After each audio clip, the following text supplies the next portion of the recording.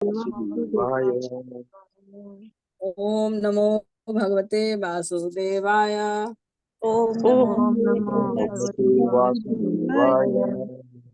ओम नमो भगवते वासुदेवाय। ओम नमो भगवते भगवते वासुदेवाय। वासुदेवाय।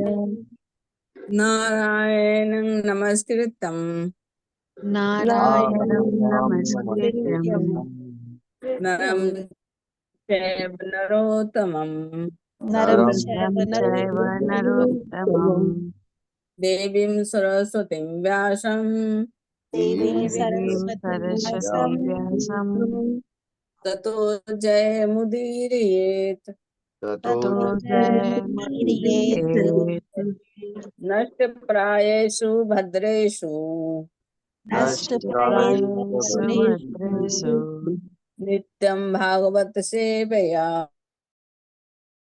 नित्यं भागवत भागवते सेवया भगवति उत्तम श्लोके भगवति उत्तम भगवति उत्तम श्लोके श्लोके भक्ति भवते नैष्टिकी भक्ति भक्तिर्भवति भगवती नैष्ठिकी। नैष्टिकी। कृष्णाय वासुदेवाय कृष्णाय वासुदेवाय वासुदेवाय देवकी नंदनाय च देवकी नंदनाय नंदनाय च नंद गोपकुमाराय नंद गोपकुमाराय गोविंदाय नमो नमः। गोविंदाय नमो गोविन्दाय नमो नमः। नमः। मूकं करोति वाचालम् मूकं करोति वाचालं पंगुं लंघयते गिरिं पङ्गुं लङ्घयते गिरिं। यत्कृपा तमहं वन्दे यत्कृपातमहं वन्दे परमानंद माधवम्। परमानंद माधव। परमानन्दमाधवम्। मंगलाचरण। ओम अज्ञानतिमिरान्धस्य ज्ञानानाञ्जनशलाकया चक्षुरुन्मीलितं येन तस्मै श्री गुरुवे नमः। श्री चैतन्य मनोभीष्टं स्थापितं येन भूतले स्वरूपं कदा ददाति स्वप्नदानमेकम्। वन्देऽहं श्रीगुरो श्रीयुक्तपदकमलं श्रीगुरुन् वैष्णवश्च श्रीरूपं साग्रजातं सहगं रघुनाथं तं सहजीवं साद्वैतं साधुतं परिजन सहित कृष्ण चैतन्य देवम् श्री राधा कृष्ण पादाम सहगण ललिता श्री विशाखा विस्तां हे कृष्ण करुणा सिंधु दीनबंधो जगतपते गोपीश राधा कांतं नमस्ते तप्त कांचन गौरांगी राधे वृंदावनेश्वरी कृष्णानुसुते देवी प्रणमामि हरिप्रिये कांक्षा कल्पतरुभ्यश्च कृपा सिंधु पतितानां पावनेभ्यो वैष्णवेभ्यो नमः। जय श्री कृष्ण चैतन्य प्रभु नित्यानंद श्री अद्वैत गदाधर श्री वासुदेव गौर भक्त हरे कृष्ण कृष्ण कृष्ण हरे हरे हरे राम राम राम राम नमः। ओम विष्णुपादाय कृष्ण पृष्ठाय भूतले श्रीमते भक्ति वेदांत स्वामी नामिने नमस्ते सरस्वती देवी गौरवाणी परिचारिणे निर्विशेष शून्यवादी पाश्चात्य देश तारिणे हरे कृष्ण कृष्ण कृष्ण हरे हरे हरे राम राम हरे हरे। हरे कृष्णा माता जी दंडवत प्रणाम।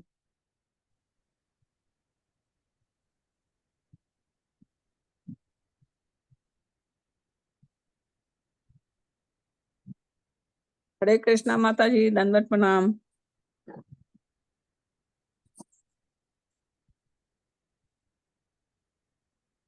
आवाज नहीं आ रही है माता जी की, मेरी आवाज नहीं जा रही है। हरे कृष्णा हरे कृष्णा। माता जी। थैंक यू सो मच माता जी, आज का जप करने के लिए और आज के भागवतम प्रेयर्स करने के लिए आपका बहुत बहुत धन्यवाद और सभी भक्तों का हार्दिक अभिनंदन करते हो आज के इस्कॉन अयोध्या के इस प्रातःकालीन जप सत्र में। आप सभी को हरे कृष्णा दंडवत प्रणाम। हरे कृष्ण माता जी दंडवत प्रणाम। हरे माता जी कृष्णा दंडवत प्रणाम। माता जी दंडवत हरे प्रणाम। कृष्ण माता जी दंडवत प्रणाम। माता जी दंडवत प्रणाम। हरे कृष्णा प्रभु जी दंडवत प्रणाम। माता जी प्रभु जी दंडवत प्रणाम। तो आज ये स्क्रीन विजिबल है ना? जी माता जी जी। माता विजिबल है। जी।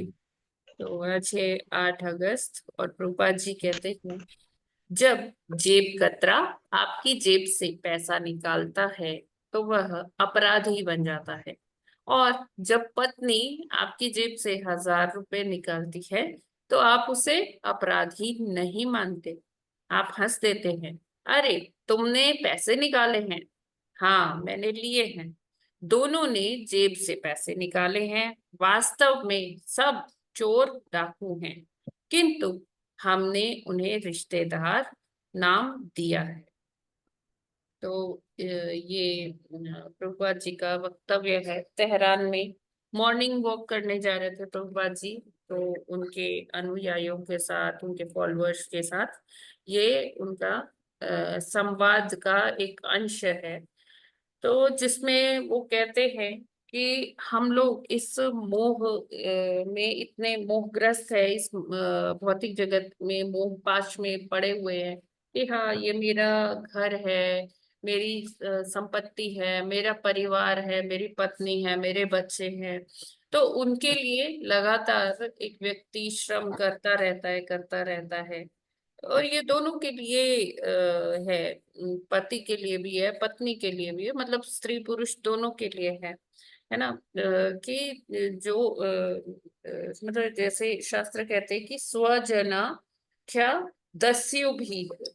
तो जो मतलब जो हमारे रक्त संबंधी भी हैं, तो उनको जैसे प्रभुपाद जी कह रहे हैं कि रिश्तेदार का नाम दिया गया, और सबकी कुछ ना कुछ एक्सपेक्टेशन होती है कि ये मेरा भाई है तो मेरे लिए ये करे, मेरी पत्नी है तो मेरे लिए इसको इस तरह से करना चाहिए। पत्नी सोचती है कि पति है ये मेरा, तो मेरे प्रति इसको ऐसे, ये रेस्पॉन्सिबिलिटी है, इसको इस तरह से करना चाहिए। और कहीं ना कहीं भौतिक जगत में सभी का कुछ ना कुछ ऐसा एक्सपेक्टेशंस होती है, ऐसा वो लोग सोचते हैं कि मेरे लिए इनको ऐसा करना चाहिए, है ना। और ये ही क्या है, यही कारण है मोह बंधन का। हम सोचते हैं कि हाँ, ये मेरा मेरा परिवार है, मेरा ये है, लेकिन सब कुछ ना कुछ लेने के लिए बैठे हैं, प्रभुपाद जी कहते हैं। और जैसे चोर जब पैसे निकालता है, या जेब कतरा जब आपके जेब से पैसे निकालता है, तो प्रभुपाद जी कहते हैं उसको आप अपराधी मानते हैं। लेकिन वही पत्नी जब जेब से पैसे निकालती है तो आप उसको अपराधी नहीं मानते। कार्य वही हो रहा है, लेकिन अ, एक को अपराधी माना जा रहा है, चोर डाकू माना जा रहा है, और दूसरे को क्या नाम दिया गया, रिश्तेदार या संबंधी या रक्त संबंधी। तो क्या है कि हमें यहाँ पर भौतिक जगत में हमें इन मोह बंधनों में नहीं पड़ना है। प्रभुपाद जी का ये मतलब है। वो इस उदाहरण से ये नहीं कह रहे कि आप गृहस्थ आश्रम में ना जाइए, वो ये कह रहे हैं कि गृहस्थ आश्रम में जाइए, बिल्कुल जाइए, लेकिन उससे आसक्ति नहीं करिए, और अपना जो दायित्व है, जो आपका जीवन का लक्ष्य है, वो उसे उसको देखते हुए आप अपना कार्य करिए, अपने उत्तरदायित्व को निभाते हुए। लेकिन भगवान की जो शरण है, वो शरणागति लीजिए, और वो प्रयास निरंतर चलना चाहिए अपने जीवन के लक्ष्य को प्राप्त करने का ना। उससे हमें विमुख नहीं होना है कि अरे मेरे पास बहुत ये मेरा कुटुंब है, मेरा वो सबको अपना उत्तरदायित्व, अपना एक कर्तव्य मान के करना है। उससे मोहित नहीं होना है, उससे आसक्त नहीं होना है ना। अपने जो आध्यात्मिक यात्रा है उसको, उस पर जाना है, चलते जाना है, क्योंकि वो ही हमारा जीवन का लक्ष्य है। हरे कृष्णा। जगत गुरु श्रील प्रभुपाद की जय। माता जी, इसमें कहीं ना कहीं ऐसा भी इंगित है कि कहीं डबल स्टैंडर्ड लाइफ में नहीं होने चाहिए, और हाइपोक्रेसी भी नहीं होनी चाहिए थोड़ा। ये भी ये भी हम इससे जान सकते हैं ना कि डबल स्टैंडर्ड्स तो माता जी भौतिक जगत है, हिपोक्रेसी तो यहाँ है ही।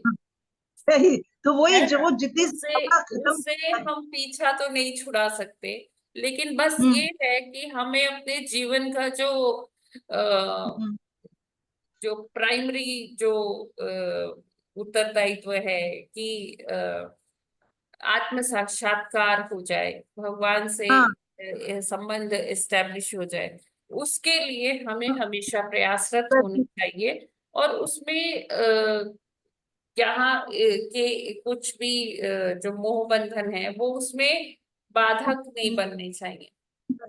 और समभाव अगर आ जाता है, समभाव और समदृष्टि, तो ये सब चीजें हम कनकर कर सकते हैं वैसे।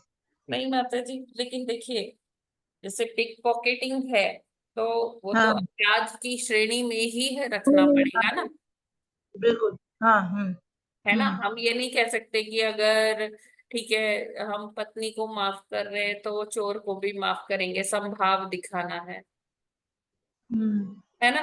हाँ वहां नहीं आ सकता, बिल्कुल बिल्कुल। वो वो क्राइम वो में डबल, ही आएगा। वही तो वही वही ना, हम वो तो या मेंटेन अगर ही चोर को दंड मिल रहा है तो पत्नी को भी दंड दिया जाएगा, वही ऐसा नहीं हो सकता। ऐसा होता नहीं है। हाँ ठीक है ना, बिल्कुल बस। तो यहाँ पर हाँ समभाव वाली बात तो नहीं आती नहीं आएगी, हाँ है ना। बिल्कुल ही। लेकिन आत्म साक्षात्कार के लिए तो ये सब जरूरी है ना, समभाव रखना और समदृष्टि, हाँ, तो वो ये चीजें लेटर स्टेजेस में वो अपने आप आ जाता है माता जी, अगर कोई सही से उचित मार्गदर्शन में चलता जाए तो उसको आ जाता है ये भाव। और यहाँ पर जो प्रभुपाद जी इंगित करना चाह रहे हैं वो यही इंगित करना चाह रहे हैं कि हमें अपना दायित्व निभाना है। नोबडी सेइंग कि नहीं ब्रह्मचारी ज्यादा अच्छे हैं या गृहस्थ ज्यादा अच्छे हैं, है ना। ये है कि हम चाहे जिस वर्ण में हैं, जिस आश्रम में हैं, हम वहीं भगवान की भूमिका। भक्ति कर सकते हैं, प्रोवाइडेड कि हम चीजों में आसक्त नहीं हैं। अपने उत्तरदायित्व निभाना है ये सोच के कि ये कृष्ण का भक्त है, जो ये मुझे परिवार मिला है ये कृष्ण ने ही मुझे दिया है, तो मुझे इनकी सेवा करनी है, ठीक है। और लेकिन हमारा जो एक जो गोल है लाइफ का कि हमें भगवत प्राप्ति करनी है, अपने इस जीवन को सार्थक बनाना है, उसमें हमारे कोई वो ये सारी चीजें कोई अड़चन न डाले, चाहे वो हमारी फैमिली हो, चाहे वो हमारे बच्चे हो, चाहे वो हमारी संपत्ति हो, उसके लिए हमें मोहित नहीं होना है, ठीक है ना। बिल्कुल बिल्कुल। ठीक है माता जी, आध्यात्मिक यात्रा ही लक्ष्य है। Yes Prabhu ji. Hare Krishna. So now we move on to Bhagavatam study. तो आज हमें क्या करना है, 25वां श्लोक करना है ना। 25 जी माता जी। जी तो माता जी, कल 25वां हमने श्लोक। देखा कि किस प्रकार ब्रह्मा जी के विभिन्न अंगों से अलग अलग ऋषि उत्पन्न प्रकट। हुए, है ना। जी और जी। जैसे बताया गया कि ब्रह्मा जी ने 10 संतानें उत्पन्न की, है ना, उसमें से कुछ ऋषि थे और 10वें कौन थे, नारद मुनि थे। और इससे पहले हमने देखा कि ब्रह्मा जी ने 4 कुमारों को उत्पन्न किया था। तो इस तरह से देखिए तो जो 4 कुमार हैं वो प्रतीक है धर्म का, जो ये ऋषि हैं वो प्रतीक है कर्म योग का। ऐसा नहीं है कि वो सकाम कर्म ही है कर रहे हैं, जैसे प्रजापति भी है कुछ, है ना, तो ऐसा नहीं है कि वो एकदम सकाम कर्म ही कर रहे हैं।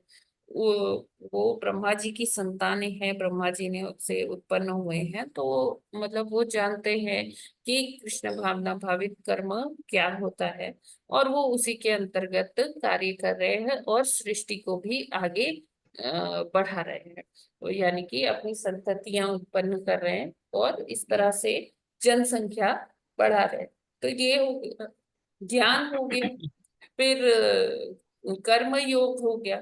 फिर जो नारद जी आए, तो नारद जी का जो प्राकट्य है वो क्या है, भक्ति का प्राकट्य है। तो ज्ञान, भक्ति और कर्म, ये तीनों ही ब्रह्मा जी ने उत्पन्न किए, जिससे कि सृष्टि में बैलेंस रहे, ज्ञान भी रहे, कर्म भी रहे, और सबसे इम्पोर्टेंट क्या है, जो भक्ति है ना। तो भक्ति किसके माध्यम से आ रही है, वो नारद जी के माध्यम से आ रही है। ये ठीक है ना, क्लियर है ना सभी को, जो जी कल माता हमने पढ़ा था। जी, वो भी कल जी, तो जी अभी नारद जी। हाँ, अभी हम स्टार्ट करते हैं 25वें श्लोक से। जी, 25वां श्लोक। धर्मः स्नात् दक्षिणतो यत्र नारायणः स्वयं, अधर्मः पृष्ठतो यस्मान् मृत्युलोक भयंकरः। हरे कृष्ण। हरे हरे कृष्ण। धर्म स्तना दक्षिण तो यत्र नारायण स्वयं, अधर्म पृष्ठतो यस्मान् मृत्युलोक भयंकर। हरे कृष्ण। हरे कृष्णा। धर्मस्तना दक्षिणतो यत्र नारायणः स्वयं, अधर्मः पृष्ठतो यस्मान् मृत्युलोक भयंकरः। हरे कृष्णा। दंड प्रणाम। हरे कृष्ण। धर्मस्तन दक्षिण तो यत्र नारायण स्वयं, अधर्मा पृष्ठतो यस्मान् मृत्युलोक भयंकरः। हरे कृष्ण। हरे कृष्णा। धर्मस्तनात् दक्षिणेयातो यत्र नारायणः स्वयं, अधर्मः पृष्ठतो यस्मान् मृत्युलोक भयंकरः। हरे कृष्णा माता जी, दंडवत प्रणाम प्रभु जी, दंडवत सभी भक्तों को दंडवत प्रणाम। हरे हरे कृष्णा। कृष्ण। धर्मस्नात् दक्षिणातः यत्र नारायणः स्वयं, अधर्मं पृष्ठतः यस्मात् मृत्युः लोक भयंकरः। हरे कृष्णा। हरे हरे कृष्णा। धर्म सत्नाथ दक्षिणत यत्र नारायण स्वयं, अधर्म पृष्ठतो यस्मात् मृत्यु लोक भयंकर। हरे कृष्णा। हरे हरे कृष्णा। कृष्ण। सबको दंडवत प्रणाम। हरे जी माता कृष्ण। जी, पढ़ लीजिए। धर्म अस्तनाद्यक्षिणातो यत्र नारायण स्वयं, अधर्म पृष्ठतो यस्मान् मृत्युलोक भयंकर। हरे कृष्ण माता जी, दंडवत प्रणाम माता जी। हरे कृष्ण माता जी, सबको कोटि कोटि प्रणाम। माता जी, दंडवत प्रणाम। धर्मः स्तनात् दक्षिणतः यत्र नारायणः स्वयं, अधर्म पृष्ठतः यस्मात् मृत्युलोक भयंकरः। हरे कृष्णा। हरे कृष्णा। धर्म अस्तना दक्षिणतो यत्र नारायणः स्वयं, अधर्मः पृष्ठतो यस्मान् मृत्योर्लोक भयंकरः। हरे कृष्णा। दंडवत प्रणाम। हरे कृष्ण। धर्मस्थना दक्षिणतो यत्र नारायणः स्वयं, अधर्मः पृष्ठतो यस्मान् मृत्युलोके भयंकरः। हरे कृष्ण। हरे कृष्ण। धर्म स्ना दक्षिणतो यत्र नारायण स्वयं, अधर्म पृष्ठतो यस्मान् मृत्युर्लोक भयंकर। Hare Krishna. Hare Krishna. Thank you so much. शब्दार्थ, अनुवाद और तात्पर्य श्रील प्रभुपाद जी के द्वारा। श्रील प्रभुपाद जी की जय।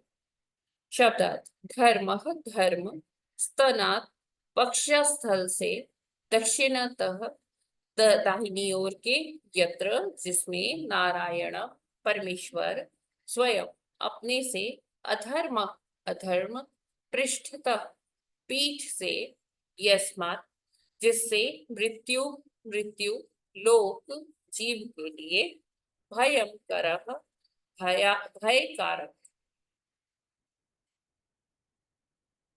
अनुवाद। धर्म ब्रह्मा के वक्षस्थल से प्रकट हुआ, जहां पर पूर्ण पुरुषोत्तम भगवान नारायण आसीन हैं, और धर्म अधर्म उनकी पीठ से प्रकट हुआ, जहां जीव के लिए भयावह मृत्यु उत्पन्न होती है। तो यहाँ बात हो रही है धर्म और अधर्म की। जब सब कुछ प्रकट हो रहा है तो ब्रह्मा जी ने और क्या उत्पन्न किया, धर्म और अधर्म। भक्ति आ गई, ज्ञान आ गया और कर्म हो गया, तो अब धर्म का प्राकट्य होता है। और एक्चुअली अगर देखा जाए ना, तो धर्म कौन है? धर्म साक्षात मतलब जो धर्म एक पर्सोनिफाइड है। जो दक्ष प्रजापति थे ना, दक्ष प्रजापति की कहा जाता है 60 कन्याएं थी। तो पूर्व जन्म में दक्ष प्रजापति और दक्ष प्रजापति की 16 कन्याएं थी। तो ऐसा बताते हैं कि एक का विवाह उन्होंने माता सती से किया और 13 कन्याओं का विवाह उन्होंने धर्म से किया, और एक और बचती है, वो मुझे याद नहीं आ रहा है किससे किया। तो इस तरह से क्या है कि जब उनकी एक कन्या का नाम था मूर्ति, मूर्ति और धर्म की जो संतान थी, तो उससे कौन उत्पन्न हुए? नर नारायण, है ना, जो हम कहते हैं ना नर नारायण है, अर्जुन और भगवान साक्षात। तो यानी कि धर्म के पुत्र, ऐसा भी कहा जाता है कि धर्म के पुत्र कौन है? नारायण। तो आप हम एक ऐसा अग्नि को माता जी। भगवान को भी साक्षात धर्म कहा जाता है, और क्योंकि नारायण भगवान धर्म से प्रकट हुए, तो धर्म के पुत्र भी कहे जाते हैं कई कई जगह पर। तात्पर्य पढ़ते हैं। और हाँ, धर्म के साथ साथ और क्या उत्पन्न हुआ? अधर्म। तो अब हम ये यहाँ से ये समझिए कि ब्रह्मा जी के हृदय में कौन है? भगवान है ना? हरे कृष्णा। जी माता जी। ब्रह्मा जी के हृदय में साक्षात भगवान वास करते हैं। तो वहां से वक्षस्थल से क्या प्रकट हुआ? और कौन से वक्षस्थल से? दाहिने वक्षस्थल से भगवान वहां आसीन है। तो वहां से क्या उत्पन्न हुआ? धर्म उत्पन्न हुआ। और जो पीठ है, पीठ मतलब पीछे का साइड, है ना, तो वहां से क्या प्रकट होता है? अधर्म प्रकट होता है। ठीक है, तो तात्पर्य पढ़ते हैं। यह बात अत्यंत महत्वपूर्ण है कि धर्म उस स्थान से प्रकट हुआ जहां स्वयं भगवान आसीन है, क्योंकि धर्म का अर्थ है भगवान की भक्तिमय सेवा, जिसकी पुष्टि भगवत गीता तथा भागवत में हुई है। भगवत गीता में अंतिम उपदेश धर्म के नाम पर अन्य सारे कार्यों को त्याग कर भगवान की शरण लेने के लिए है। श्रीमद् भागवत में भी पुष्टि हुई है कि धर्म की सर्वोच्च सिद्धि वह है जो भौतिक अवरोधों से प्रेरित हुए बिना तथा बिना किसी प्रतिरोध के भगवत भक्ति तक ले जाए। धर्म अपने पूर्ण रूप में भगवत भक्ति है और अधर्म इसका विलोम है। हृदय शरीर का सबसे महत्वपूर्ण अंग है, जबकि पीठ सबसे उपेक्षित अंग है। जब कोई शत्रु हमला करता है तो मनुष्य पीठ की ओर या पीछे से प्रहार सहन कर सकता है, किंतु वह वक्षस्थल पर होने वाले प्रहारों से अपनी रक्षा पूरी सावधानी से करना चाहेगा। सभी प्रकार के अधर्म ब्रह्मा की पीठ से उत्पन्न होते हैं, जबकि असली धर्म या भगवत भक्ति नारायण के वास स्थान वक्षस्थल से उत्पन्न होती है। जो वस्तु भगवान भगवत भक्ति तक ना ले जा सके वह अधर्म है, और जो वस्तु भगवत भक्ति तक ले जाए वह धर्म कहलाती है। तो बहुत सुंदर तात्पर्य से प्रभुपाद जी ने ये श्लोक को अलंकृत किया है और बताते हैं कि धर्म क्या चीज है। धर्म भगवत भक्ति का ही पर्याय है। है ना। अगर हम अपने जीवन में भगवान की भक्ति कर पा रहे हैं, भगवान को पाने का प्रयास कर पा रहे हैं, तो ये ही धर्म है ना। और ये धर्म इस सृष्टि में कहाँ से आया? जब ब्रह्मा जी सृजन करते हैं तो उनके वक्षस्थल से, दाहिने वक्षस्थल से, जहां पर भगवान आसीन हैं, तो वहां से धर्म की उत्पत्ति होती है। और इसी का उलट जो हिस्सा विमुख है भगवान से, यानी कि ब्रह्मा जी की जो पीठ है, वहां से अधर्म उत्पन्न होता है। तो अभी कोई ऐसे प्रश्न भी कर सकता है कि अधर्म को उत्पन्न करने की जरूरत ही क्या थी, है ना। तो देखिए, हर चीज में वो है, जैसे दिन के साथ रात भी आती है, प्रकाश के साथ अंधकार भी आता है। क्योंकि अगर अंधकार नहीं होगा तो हम प्रकाश का क्या महत्व है वो नहीं समझ पाएंगे, है ना। तो अगर इसी तरह से ये अधर्म भी है, अधर्म है, तभी हम धर्म की महत्ता को समझ पाते हैं, है ना। तो क्या है कि धर्म युक्त कार्य करके ही हम अधर्म को डोमिनेट कर सकते हैं, अधर्म को दबा सकते हैं, है ना। तो यहाँ पर प्रभुपाद जी यही बता रहे हैं कि जो वक्षस्थल है, यानी कि जो आगे का हिस्सा है, वहाँ अगर कोई प्रहार कर रहा है तो जो व्यक्ति है वो अपनी रक्षा करेगा। लेकिन पीठ पर वो एक समय वो सह भी सकता है कि हाँ, अगर कोई पीछे से मारे या, ठीक है, चलो, पीठ क्या है, प्रभुपाद जी कहते हैं उपेक्षित स्थान है ना। लेकिन क्या जो हमारा आगे का धड़ है पूरा, तो वो क्या है कि वहाँ हृदय होता है। हृदय क्या है, सबसे इम्पोर्टेंट अंग माना जाता है। तो वहाँ तो वो अपनी रक्षा करता ही है। तो इसीलिए वहां से धर्म की उत्पत्ति बताई गई है। और सबसे जो लास्ट लाइन देखिए, that is really very very important, कि जो वस्तु भगवत भक्ति तक ना ले जा सके वही अधर्म है। यानी कि जो हम ये संसार में धन संपत्ति, है ना, ये सारी जो चीजें हैं उनके पीछे इतना श्रम करते हैं कि वो धन का संचय कर ले, संपत्ति और ले ले और ले ले। तो लेकिन ये सारी जो चीजें हैं ये क्या है, ये अशाश्वत है, ये क्षणिक है। और ये हमारा जो मार्ग है, ये अवरोध करती है, आध्यात्म का मार्ग, है ना, उसमें अवरोध उत्पन्न करती है। तो हमें क्या करना है कि हमें केवल उतना ही अर्न करना है या उतना ही संपत्ति रखनी है जितने में हमारा गुजारा हो जाए, जितने में हम अपने शरीर का पालन पोषण कर पाए, कि जिससे हम सही ढंग से भक्ति कर सकते हैं, है ना। बाकी जो एक्स्ट्रा, जो लोग अपने आने वाली पीढ़ियों के लिए, पीढ़ी दर पीढ़ी के, ठीक है, 7 पुश्तों तक किसी को कुछ करने का जरूरत नहीं है, सब धन एकत्र है, सारा कुछ है। तो वो क्या है, ऐसी चीजें जो हमें भगवत भक्ति से विमुख करती है, वो क्या है, अधर्म है। और जो वस्तु भगवत भक्ति में हमें सहायक होती है वो ही धर्म कहलाती है। हरे कृष्णा।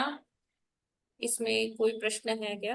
हाँ माता जी, दो दो क्वेश्चन है। एक तो Yes. ये धर्म दाहिने तरफ से क्यों निकला? हर तो लेफ्ट साइड में होता है ना, जिसमें भगवान निवास हाँ करते हैं। प्रभु जी, देखिए, कहते हैं कि कोई भी जो कार्य है वो जैसे राइट हैंड से करते हैं ना, वाम हाँ भाग से। तो ऐसे हाँ जैसे कहते हैं कि भगवान अपने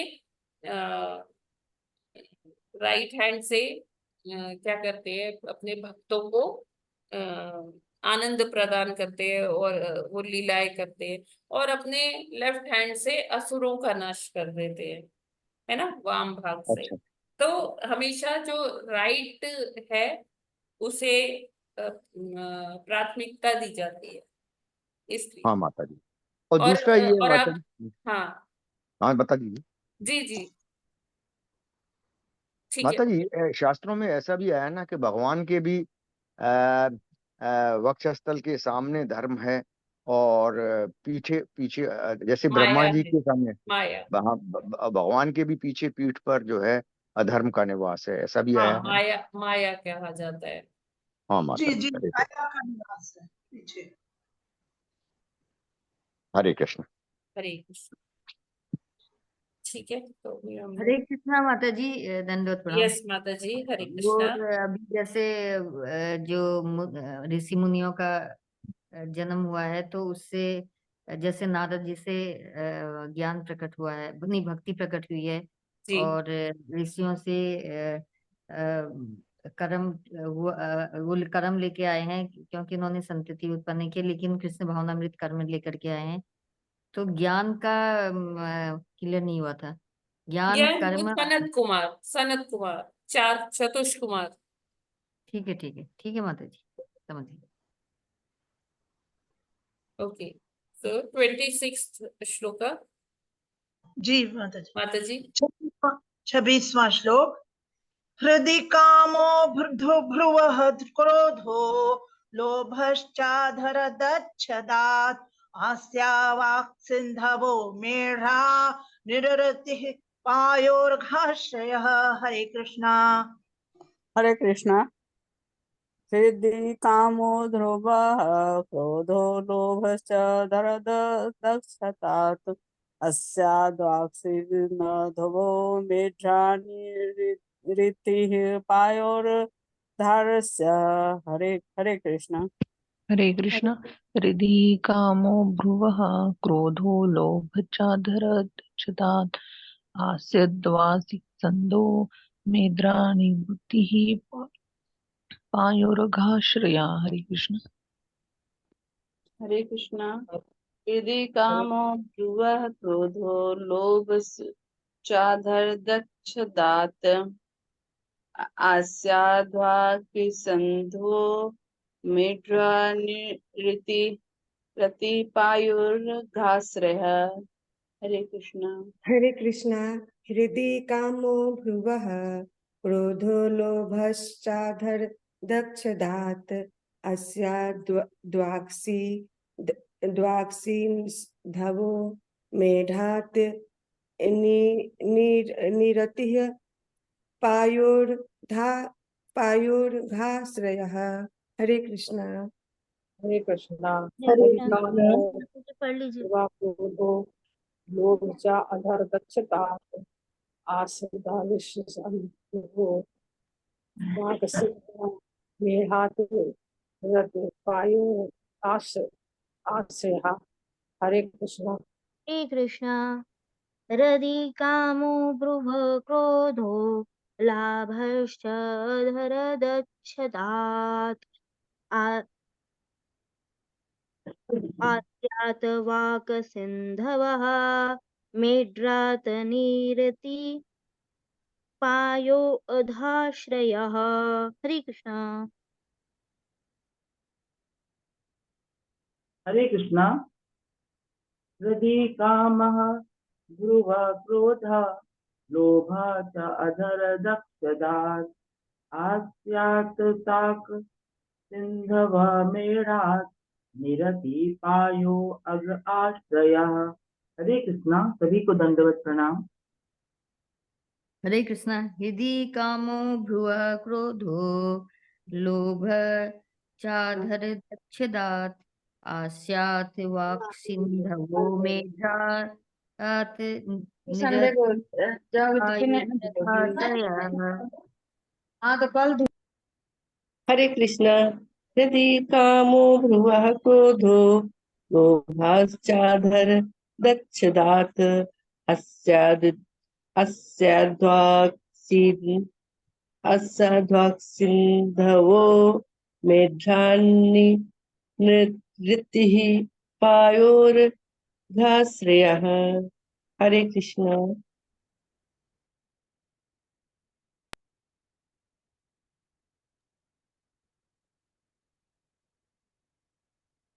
हरे कृष्णा।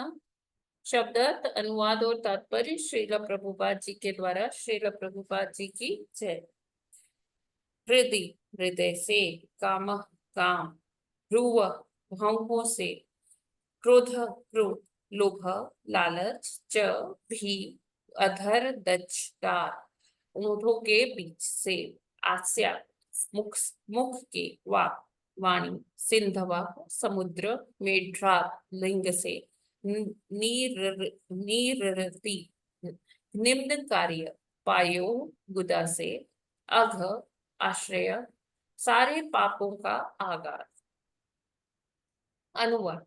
काम तथा इच्छा ब्रह्मा के हृदय से, क्रोध उनकी भौहों के बीच से, लालच उनके होंठों के बीच से, वाणी की शक्ति उनके मुख से, समुद्र उनके लिंग से, तथा निम्न एवं गर्हित कार्यकलाप समस्त पापों के स्रोत उनकी गुदा से प्रकट हुए।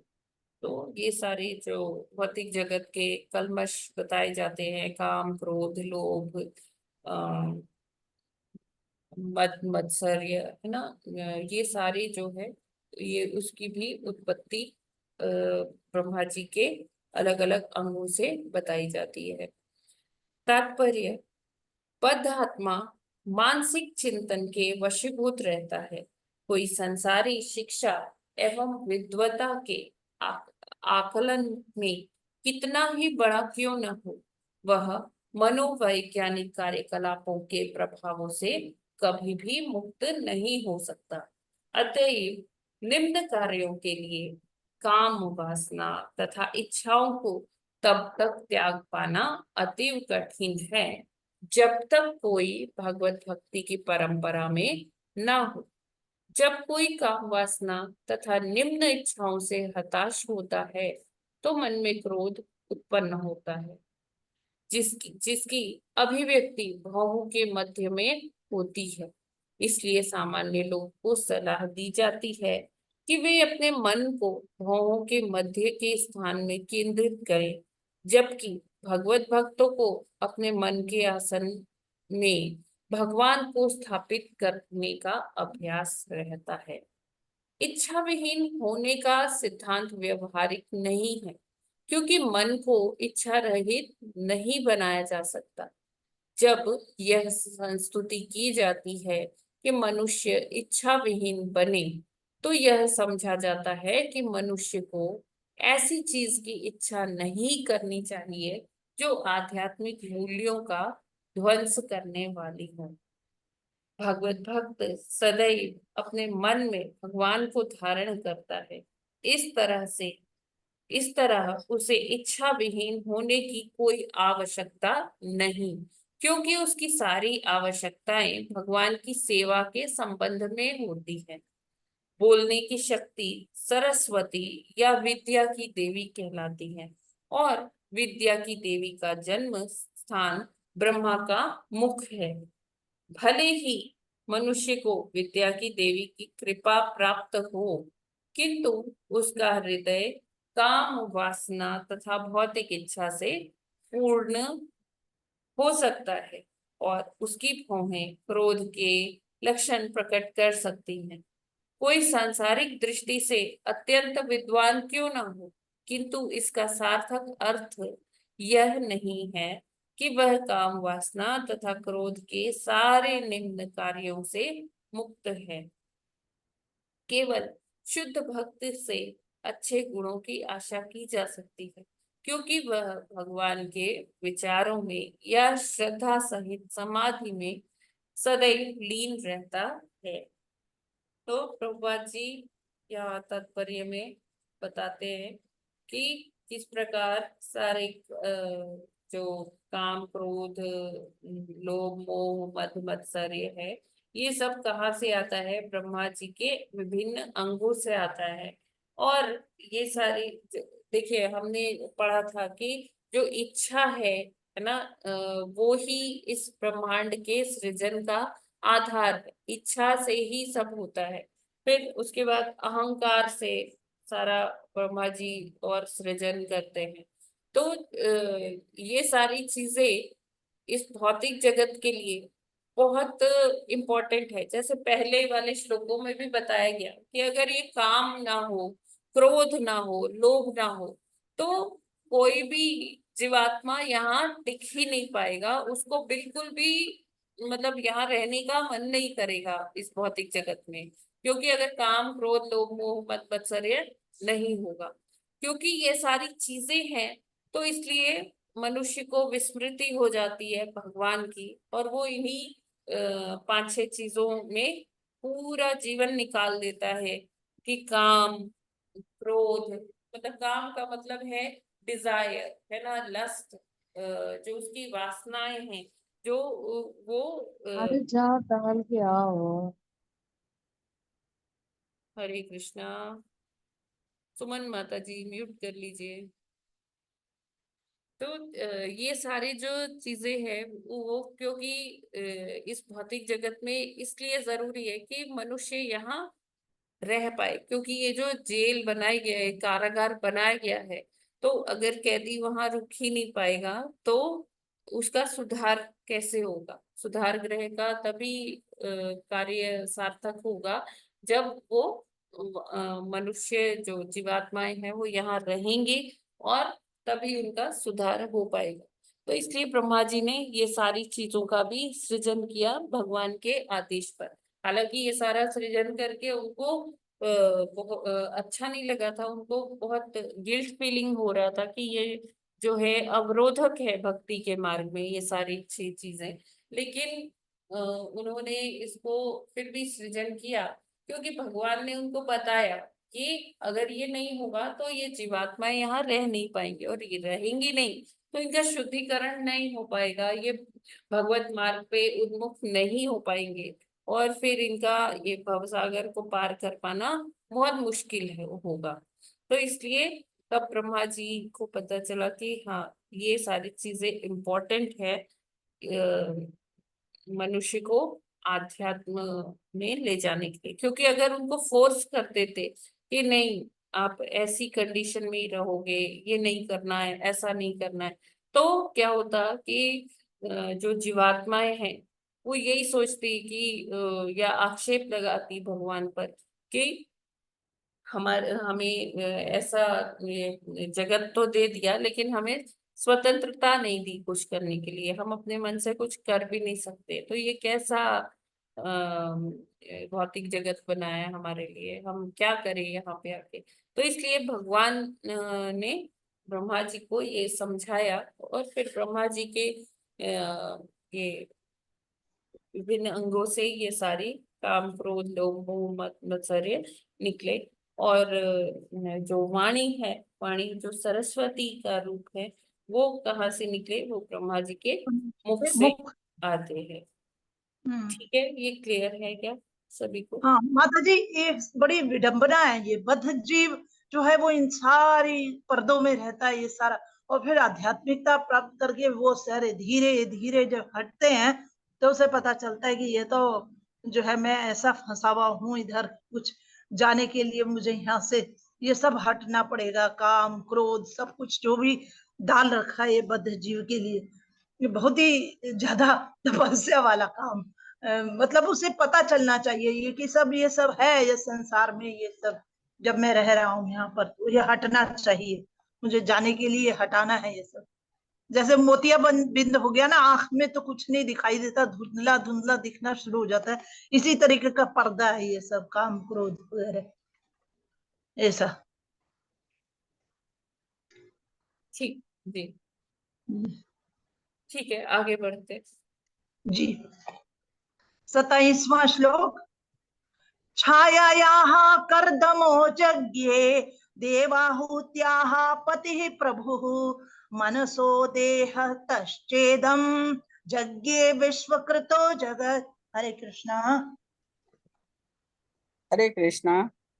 छायायाः कर्दमो यज्ञे देवहूत्या पतिः प्रभु मनसो देहत श्रेदम यज्ञे विश्वकृतो जगत। हरे कृष्णा। हरे कृष्णा। छायाया कर्दमो यज्ञे देवहूत्याः पतिः प्रभु मनसो देहतश्चेदम् यज्ञे विश्वकृतो जगत्। हरे कृष्ण। हरे कृष्ण। छाया कर्दमो यज्ञे देवोत्यापति प्रभु मनसो देहच्छेदं यज्ञे विश्वकृतो जगत्। हरे कृष्ण। हरे कृष्णा। छायाया कर्दमो यज्ञे देवहूत्यापति प्रभु मनसो देहच्च छेदं यज्ञे विश्वकृतो जगतम। हरे कृष्णा। हरे कृष्ण। छायायाः कर्दमो यज्ञे देवहूत्याहवति प्रभु कितने 2-2 मिनट बाद मनसो बोलो। देहतश्चेदम् यज्ञे विश्वक्रतो जगत्। हरे कृष्ण माता जी, धन्यवाद हरे प्रणाम। कृष्णा। सभी को दंडवत प्रणाम। छायायाः कर्दमो यज्ञे देवहूत्याः पति प्रभुः मनसो देहश्चेदं यज्ञे विश्वक्रीतो जगात्। हरे हरे कृष्णा। कृष्ण। छायायाः कदर्मो यज्ञे देवहूत्वा पतिः प्रभुः मनसो देहश्चेदं यज्ञे विश्वकृतो जगत्। हरे कृष्णा। हरे कृष्णा। छायायाः कर्दमो यज्ञे देवहूत्यापति प्रभु मनसो देहच्छेदं यज्ञे विश्वकृतो जगत्। हरे कृष्णा। हरे कृष्ण। छायाया कर्दमो यज्ञे देवहूत्यापतिः प्रभु मनसो देहतः च इदं यज्ञे विश्वकृतो जगत्। हरे कृष्णा। छायायाः कर्दमः यज्ञे देवहूत्याः पति प्रभु मनसा देहतः च इदं यज्ञे विश्वकृतः जगत्। हरे कृष्णा। हरे कृष्ण। छायाया कर्दमो यज्ञे देवहूत्या पतिः प्रभुः मनसो देहत सचेदम यज्ञे विश्वक्रतो जगत। हरे कृष्ण।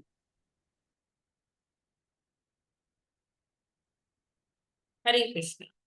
शब्दार्थ अनुवाद श्रील प्रभुपाद जी के द्वारा। श्रील प्रभुपाद जी की जय। छाया या छाया से कर्दम कर्दम मुनि यज्ञ प्रकट हुआ। देवहूत्या देवहूति का पति पति प्रभु स्वामी मनस मन से देहतः शरीर से च भी इदम यह यज्ञ उत्पन्न किया विश्व ब्रह्मांड कृतः सृष्टा का जगत विराट जगत। महान देवहूति के पति कर्दम मुनि ब्रह्मा की छाया से प्रकट हुए। इसी तरह सब कुछ ब्रह्मा के शरीर से या मन से प्रकट हुआ। तो जो भी सृष्टि जो दृष्टि गोचर है, जो ये समस्त ब्रह्मांड है, वो ब्रह्मा जी की काया से या ब्रह्मा जी की छाया से उत्पन्न हुआ या उनके मन से उत्पन्न हुआ। तो आगे देखते हैं। और कर्दम मुनि जो है वो भगवान की छाया से, सॉरी, ब्रह्मा जी की छाया से उत्पन्न हुए, जो देवहूति माता के पति हैं। तो जिनके बारे में हम अभी आगे के चैप्टर्स में पढ़ेंगे। तात्पर्य। हरे कृष्ण माता की देवहूति माता कौन कौन थे?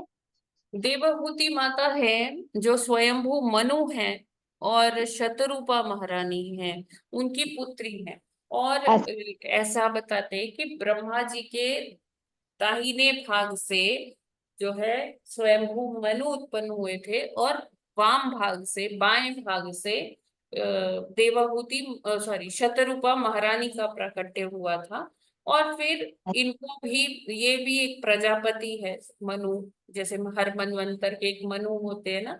तो ब्रह्मा जी ने इनको आगे सृजन की के लिए बोला, संतति उत्पन्न करने के ये लिए तो बोला। बता।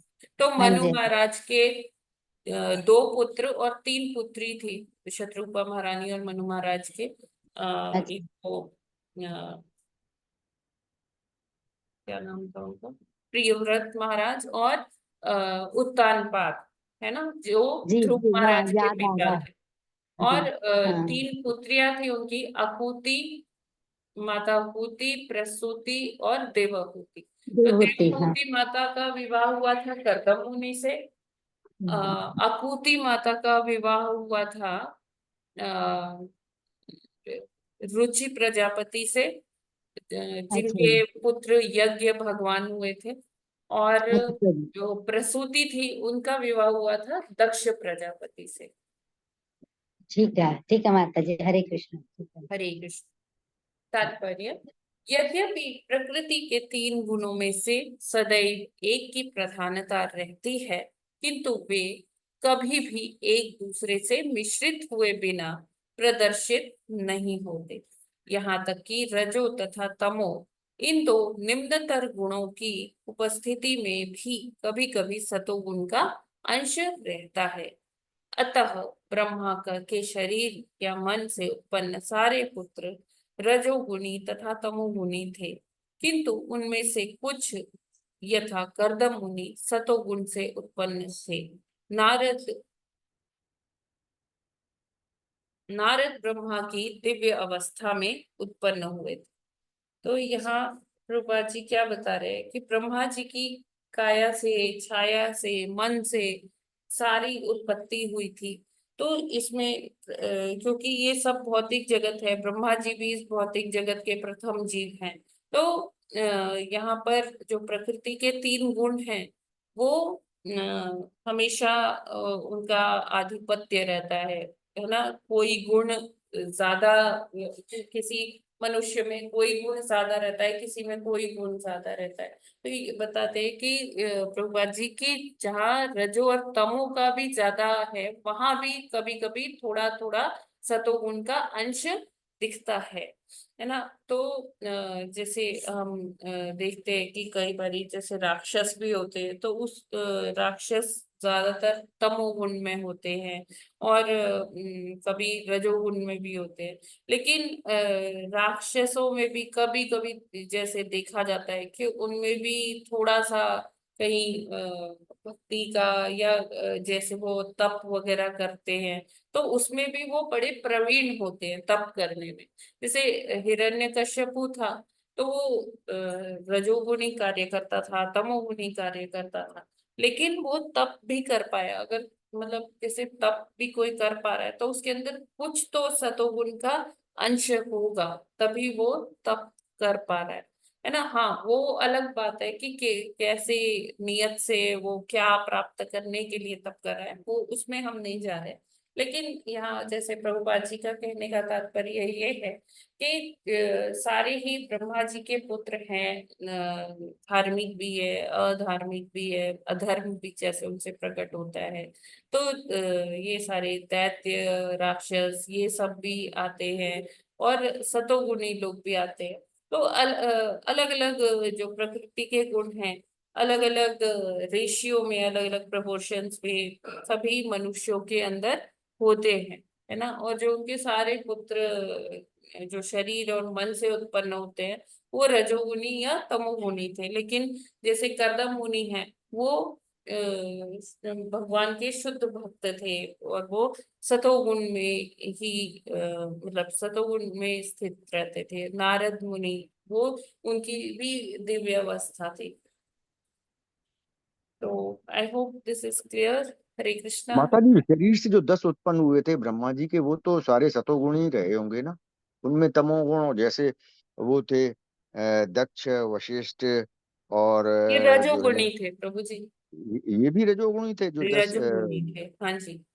अब दक्ष प्रजापति की अगर आप कथा सुनेंगे तो आपको हाँ पता हाँ लगेगा कि वो कितने रजोगुणी थे। हाँ हाँ माता जी। और माता जी, दूसरा ये है कि ये राक्षस और वो जो होते हैं असुर, ये एक ही बात है ना, फर्क है क्या? हाँ, फर्क है प्रभु जी। अच्छा, क्योंकि ये असुर तो जैसे उनको भी कहे अभी हम जाते हैं आगे जो आगे अभक्त, के चैप्टर्स जो में अभक्त पढ़ेंगे। होते हैं जो उनको भी। दीति माता है ना, जो ये कश्यप मुनि है, कश्यप मुनि की 3 पत्नियां नहीं, वैसे तो हाँ 13 पत्नियां थी कश्यप मुनि की। हाँ, तो कश्यप मुनि का जो संतानें अदिति माता से हुई, तो उनको क्या कहते हैं, देवतागण, सूर्य, आदित्य कहते हैं उनको, है ना। और जो सतोगुणी लोग होते हैं, देवता, इंद्र आदि देवता। और हाँ माता जो जी। उनकी संतानें दिति से हुई, दिति माता के गर्भ से जिन्होंने जन्म लिया, उनको दैत्य कहा गया, है ना। अच्छा फिर ओके। एक उनकी पत्नी थी दनु, दनु से जो हुए उनको दानव कहा गया। अच्छा माता जी ऐसे ठीक है। क्लासिफिकेशन है प्रभु जी। हाँ लेकिन जी माता माता जी ये जो प्रभु तीनों जी, आपने कैटेगरी आप अभी पहले बताई, भी इसमें मनुष्यों का तो कहीं आया ही नहीं। दानव भी आ गए, दैत्य भी हो गए, हम्म। और तो तो इसमें मनुष्य तीनों के। मनु से आए ना प्रभु जी, स्वयंभू मनु और शत्रुपा महारानी। हाँ ठीक है माता जी। मनु से उत्पत्ति हुई मनुष्य की। हाँ ठीक है माता जी। ठीक है। जो हरे कश्यप कृष्ण। मुनि है, उनकी जो संतानें हैं वो इस तरह से थी, हाँ मतलब वो तीनों समझ वो गए। या तो देवता थे या वो असुर थे, हाँ हाँ। है ना। और जैसे वामन देव भी आए, भगवान का अवतार भी हुए, वो मनुष्य रूप में कहे जाएंगे, हाँ वामन हरे माता कृष्ण जी। माता जी। जी माता जी, हरे हरे कृष्ण। कृष्ण जी। माता जी। जो दीति थी उनसे दानव हुए, और अदिति से दीति, दीति से इंद्र। दैत्य, दीति से जी जी दैत्य। हाँ। जी। धनु और से दानव। अदिति से इंद्र आदित्य, और बावन जी हुए क्या माता जी? अदिति से आदित्य, जिनको देवता कहा जाता है, इंद्र आदि जी देवता, जी। तो इंद्र आदित्य। और। हाँ, आदित्य जी की उपाधि दी जाती है ना। जी जी। हरे कृष्ण। हरे कृष्ण माता। ये क्लियर है ना। हाँ माता जी क्लियर है। हरे कृष्ण। जी। हरे जी माता कृष्णा। जी क्लियर। यस माता हरे जी, हरे कृष्णा। हाँ, ये कश्यप मुनि की कद्रू भी थी पत्नी जिनसे सर्प हुए, और हाँ विनीता जी थी जिनसे अरुण और गरुड़ हुए। जी जी। यस माता ठीक जी। है, ठीक जी है ना। बिल्कुल। हाँ, हरे कृष्णा। हरे कृष्णा माता जी। तो आज हम लोग इतना ही करते हैं, फिर ये थोड़ा सा बड़ा तात्पर्य है, ये कल करते हैं। जी और कोई प्रश्न है तो लिख सकते हैं माता जी, प्रभु जी। हरे कृष्णा। माता जी कल जो आया था कि उसके ऊपर है थोड़ा, कि कैलाश धाम पे सदाशिव रहते हैं, यह हाँ तो जी, कैलाश एक धाम तो मिनट माता एक जी ये मिनट। आध्यात्मिक युग में है ना। हरे कृष्ण।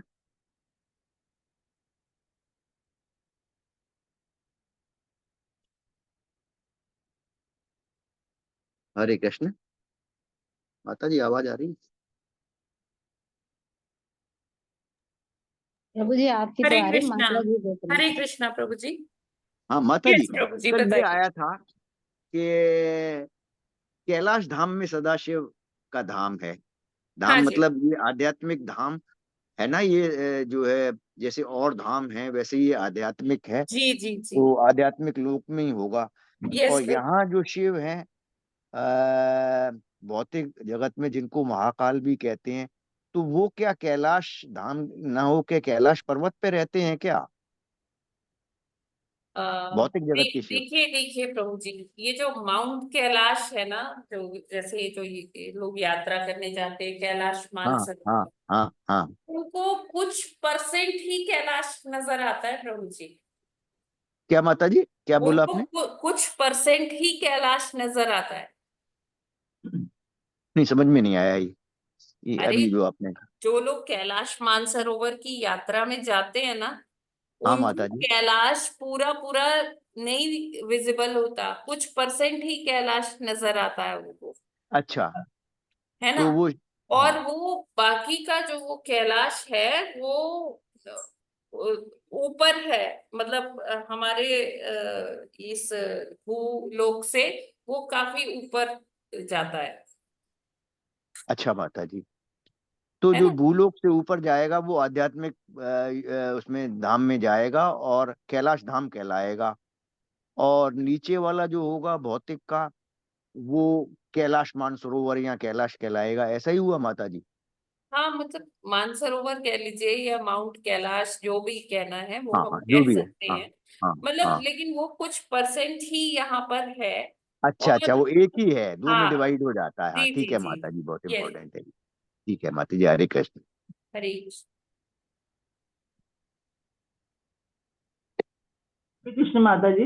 वैसे भी माता जी। अगर प्रभु जी, अगर आप ना कैलाश का अगर आप थोड़ा सा स्टडी भी करें ना, तो हाँ वहां माता जी। कहते हैं कि जो कैलाश पर्वत वाला जो जगह है, वो थोड़ा सा बहुत ही अलग डिविनिटी वाला स्थान है। अगर जैसे हम बात करें ना, जैसे हमारे यहाँ वाईफाई सिग्नल्स होते हैं या और सैटेलाइट सिग्नल्स होते हैं, तो कैलाश वाली जगह पे ना ये सारे बहुत ही फास्ट स्पीड में वहां चलते हैं। और अच्छा वहां की जैसे अगर आप वहां का सनराइज देखेंगे, तो वो इतनी ऑल्टीट्यूड पे है कि वहां सुबह 3:30 बजे ही सनराइज हो जाता है। अच्छा माता जी। हाँ जी। तो अच्छा वहाँ की जो एक जो कहते हैं ना, वहाँ की बड़ी विशेषताएं हैं। बहुत अलग सा डिवाइन प्लेस है। तो अभी वहाँ उसको कोई पूरी तरह से स्टडी भी नहीं कर पाया, इतना वो कह सकते हैं मिस्टीरियस सा बना हुआ है लोगों के लिए वो स्थान।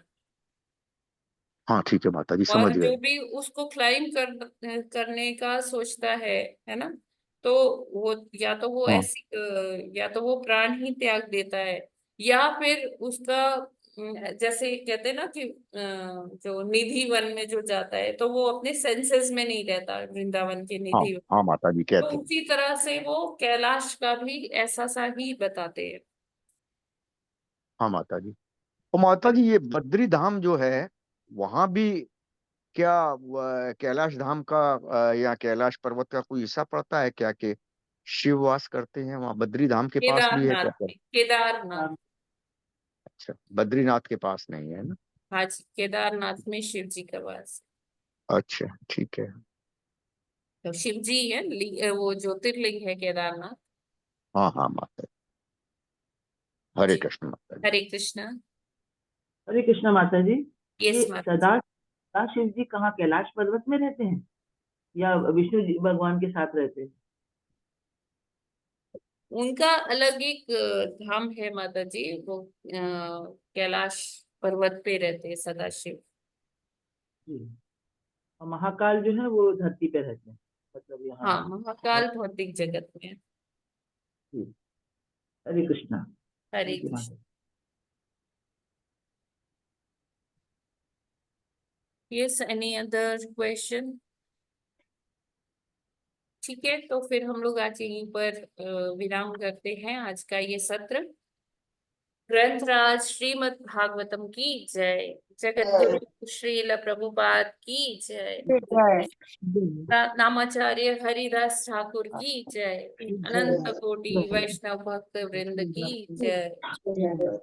वाञ्छाकल्पतरुभ्यश्च कृपा सिन्धुभ्य एव च पतितानां पावनेभ्यो वैष्णवेभ्यो नमो नमः। हरे कृष्णा, सभी को दंडवत हरे प्रणाम। कृष्णा, सभी को दंडवत प्रणाम। हरे कृष्ण माता। हरे